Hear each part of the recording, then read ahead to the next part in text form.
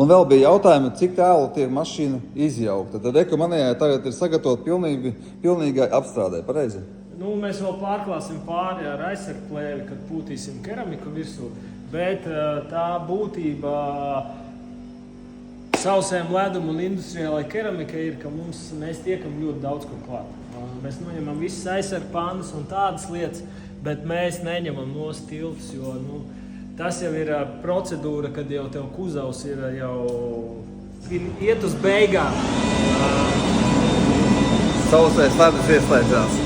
Jā, tā kā nemaz tik daudz netiek atjaukts, viss ir diezgan forši, visam tiekot klāt ar sauso ledu. Un vēlreiz izstāsti, ja mašīnā ir rūsas pleķi, apstrādājot ar sauso ledu, tu viņus norauj nost, ja parādās caurums, tad tu vari sarunāt kādu, kurš sametinās to. Tieši tā. Man ir viens video šobrīd Rains Baltika kontā, kur ir Audi RS5, bija diezgan bēdīgā stāvoklī, kur arī bija rūsa un viss pārējais. Un mēs sauso ledu, to mašīnu vedīs uz metināšanu aizvedu un arī uz krāsošanu. Bet ko mēs izdarījām ar sauso ledu, tas bija sagatavojām jau tādu preku priekš krāsotāju un metinātāju un attīrījām tās burbuļu vietiņas un visu pārējo līdz metālam. Tā kā pasties no video, vairāk taps skaidrs.